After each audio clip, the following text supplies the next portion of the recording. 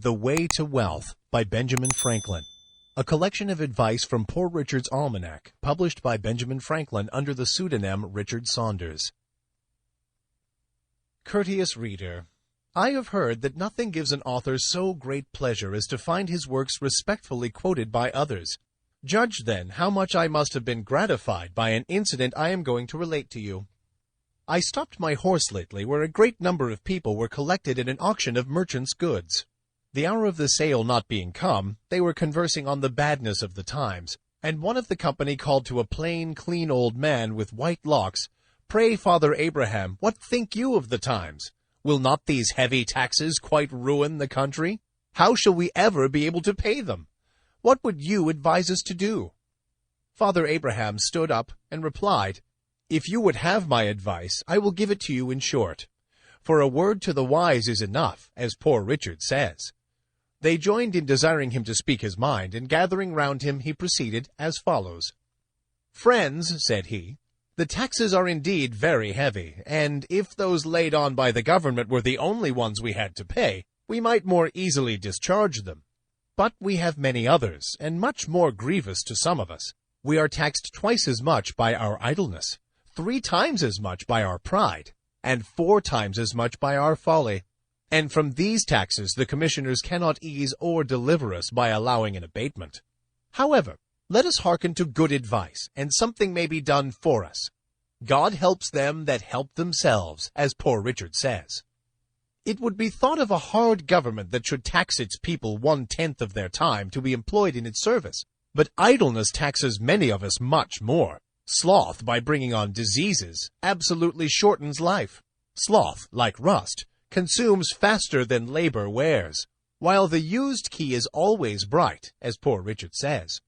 But dost thou love life? Then do not squander time, for that is the stuff life is made of, as Poor Richard says. How much more than is necessary do we spend in sleep, forgetting that the sleeping fox catches no poultry, and that there will be sleeping enough in the grave, as Poor Richard says.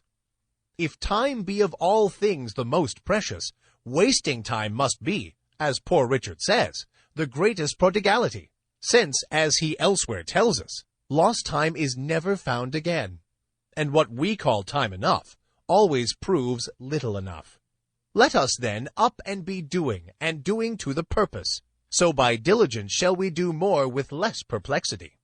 Sloth makes all things difficult, but industry all easy.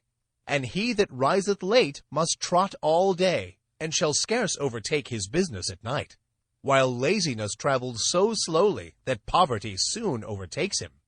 Drive thy business, let not that drive thee, and early to bed and early to rise makes a man healthy, wealthy, and wise, as Poor Richard says. Methinks I hear some of you say, must a man afford himself no leisure? I will tell thee, my friend, what Poor Richard says. Employ thy time well, if thou meanest to gain leisure, and since thou art not sure of a minute, throw not away an hour. Leisure is time for doing something useful. This leisure the diligent man will obtain, but the lazy man never. For a life of leisure and a life of laziness are 2 things. Many, without labor, would live by their wits only, but they break for want of stock, whereas industry gives comfort and plenty and respect. Fly pleasures, and they will follow you. The diligent spinner has a large shift, and now I have a sheep and a cow, everybody bids me good morrow. But with our industry we must likewise be steady, settled, and careful, and oversee our own affairs with our own eye, and not too much to others. For, as Poor Richard says, I never saw an oft-removed tree, nor an oft-removed family, that throve so well as those that settled be. And again, 3 removes are as bad as a fire. And again, keep thy shop, and thy shop will keep thee. And again, if you would have your business done, go. If not, send. And again, he that by the plough would thrive, himself must either hold or drive. And again, the eye of a master will do more work than both his hands. And again, want of care does us more damage than want of knowledge. And again, not to oversee workmen is to leave them your purse open. Trusting too much to others' care is the ruin of many. For in the affairs of this world men are saved not by faith, but by the want of it. But a man's own care is profitable. For, if you would have a faithful servant, and one that you like, serve yourself. A little neglect may breed great mischief. For want of a nail the shoe was lost. For want of a shoe the horse was lost. And for want of a horse the rider was lost, being overtaken and slain by the enemy. All for want of a little care about a horseshoe nail. So much for industry, my friends, and attention to one's own business. But to these we must add frugality, if we would make our industry more certainly successful. A man may, if he knows not how to save as he gets, keep his nose all his life to the grindstone, and die not worth a groat at last.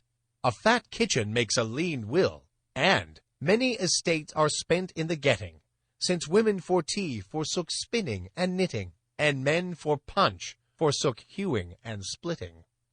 If you would be wealthy, think of saving as well as getting. The Indies have not made Spain rich, because her outgoes are greater than her incomes. Away then with your expensive follies, and you will not then have so much cause to complain of hard times, heavy taxes, and chargeable families. For women and wine, game and deceit, make the wealth small and the want great. And further, what maintains one vice would bring up 2 children. You may think perhaps that a little tea or a little punch now and then, diet a little more costly, clothes a little finer, and a little entertainment now and then, can be no great matter. But remember, many a little makes a mickle. Beware of little expenses. A small leak will sink a great ship, as Poor Richard says. And again, who dainties love shall beggars prove, and moreover, fools make feasts and wise men eat them. If you would know the value of money, go and try to borrow some. For he that goes a-borrowing goes a-sorrowing, as Poor Richard says. And indeed, so does he that lends to such people when he goes to get it in again. Poor Dick further advises, and says, Fond pride of Drew is sure a very curse. Ere fancy you consult your purse. And again, pride is as loud a beggar as want, and a great deal more saucy.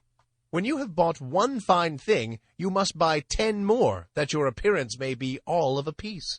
But poor Dick says, it is easier to suppress the first desire than to satisfy all that follow it. And it is truly folly for the poor to ape the rich, as for the frog to swell in order to equal the ox. Vessels large may venture more, but little boats should keep near shore. It is, however, a folly soon punished, for, as Poor Richard says, pride that dines on vanity sups on contempt. Pride breakfasted with plenty, dined with poverty, and supped with infamy. And, after all, of what use is this pride of appearance for which so much is risked, so much is suffered? It cannot promote health, nor ease pain. It makes no increase of merit in the person. It creates envy. It hastens misfortune. But what madness must it be to run in debt for these superfluities? When you have got your bargain, you may, perhaps, think little of payment. But as Poor Richard says, creditors have better memories than debtors.